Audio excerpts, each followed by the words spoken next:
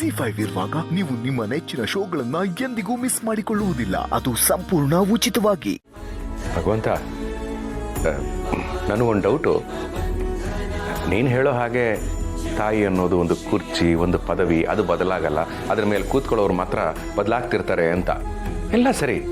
ಆದರೆ ಈ ಮಕ್ಕಳು ಅನ್ನೋದನ್ನ ನೀನು ಪದವಿ ಅಂತ ಯಾಕೆ ಕರಿತಾ ಇಲ್ಲ? ಪದವಿ ಅನ್ನೋದು ಅಷ್ಟು ಸುಲಭವಾಗಿ ಕೈಗೆ ಸಿಗುವಂಥದ್ದಲ್ಲ. ಅದನ್ನು ಬಯಸಬೇಕು. ಕೇವಲ ಬಯಸಿದರಷ್ಟೇ ಸಾಲದು. ಬಯಕೆಯ ಜೊತೆಗೆ ಕೆಲಸ, ಕಾರ್ಯಗಳು, ಯೋಜನೆಗಳು ಮುಖ್ಯ. ಅಂದುಕೊಂಡ ಬಯಕೆ ಈಡೇರಿದ ಮೇಲೆ ಅದನ್ನು ಉಳಿಸಿಕೊಳ್ಳಬೇಕು. ಉಳಿಸಿಕೊಳ್ಳಲು ಶ್ರಮ ಹಾಕಬೇಕು. ಆಗ ಸಿಗುವ ಪ್ರತಿಫಲವೇ ಈ ಪದ. ತಾಯಿಯಾಗಬೇಕೆಂದು ಬಯಸಿದರಷ್ಟೇ ಸಾಲದು. ಮಗುವನ್ನು ಹೊತ್ತು ಹೆತ್ತು ಕಾಳಜಿಯಿಂದ ಬೆಳೆಸಬೇಕು. ಆಗ ಮಾತ್ರ ಉಸಿರಿರೋವರೆಗೂ ಆ ಪದವಿಗೆ ಬೆಲೆ ಸಿಗುವುದು. ಆದರೆ ಮಕ್ಕಳು ಹಾಗಲ್ಲ. ತಾನು ಇಂಥವರ ಮಡಿಲಲ್ಲಿ ಇರಬೇಕು ಎಂದು ಬಯಸಿ ಬಂದಿರುವುದೂ ಇಲ್ಲ. ಭೂಮಿಗೆ ಕಾಲಿಟ್ಟು ಬುದ್ಧಿ ಬರುವವರೆಗೂ ಅವರಿಗೆ ಇದರ ಅರಿವು ಕೂಡ ಇರುವುದಿಲ್ಲ. ಬುದ್ಧಿ ಬಂದ ನಂತರ ತಾಯಿ ತೋರಿಸಿದ ಪ್ರೀತಿ, ಮಮತೆ, ವಾತ್ಸಲ್ಯ, ಮಾಡಿದ ತ್ಯಾಗ ಇವೆಲ್ಲವನ್ನೂ ಮರೆತು ಬಿಡುತ್ತಾರೆ. ಸ್ವಾರ್ಥಕ್ಕೆ, ಮೋಹಕ್ಕೆ, ಮತ್ಸರಕ್ಕೆ ಬಲಿಯಾಗಿ ತಮ್ಮ ಅಸ್ತಿತ್ವವನ್ನೇ ಕಳೆದುಕೊಳ್ಳುತ್ತಾರೆ. ತಾವು ಬಂದ ದಾರಿಯನ್ನು ಮರೆತು ತಾಯಿ ಅನ್ನೋ ಪದವಿಗೆ ಅವಮಾನಿಸುವಂತಹ ಕೃತ್ಯವನ್ನೆಸಗುತ್ತಾರೆ.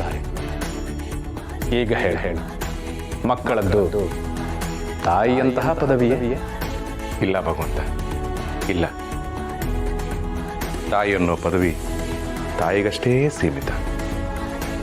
ಯಾಕೆಂದ್ರೆ ತಾಯಿ ಪಡೋ ಕಷ್ಟದಲ್ಲಿ ಮಕ್ಕಳು ಒಂದು ಕ್ಷಣ ಕೂಡ ಅನುಭವಿಸಕ್ಕಾಗಲ್ಲ.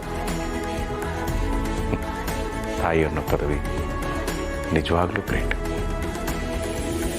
ಎಲ್ಲೋ ಇಂಥ ತಾಯಂದ್ರಿಂದ ಆ ಪದವಿಗೆ ಕಳಂಕ ಅಂಟಬಹುದು.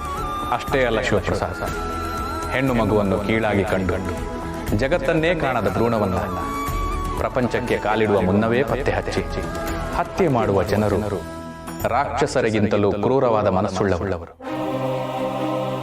ಮೊದಲು ಇಂತಹ ಕೃತ್ಯಗಳು ನಿಲ್ಲಬೇಕು.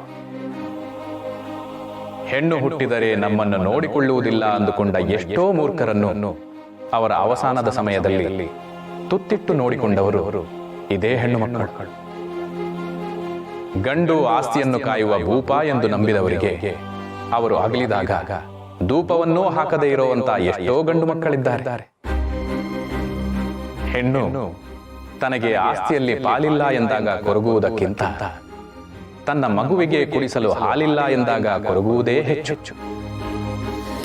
ಅವಳಿಗೆ ಮಕ್ಕಳೇ ಆಸ್ತಿ, ಮಮತೆಯೇ ಶಕ್ತಿ, ತಾಯ್ತನವೇ ಮುಕ್ತಿ.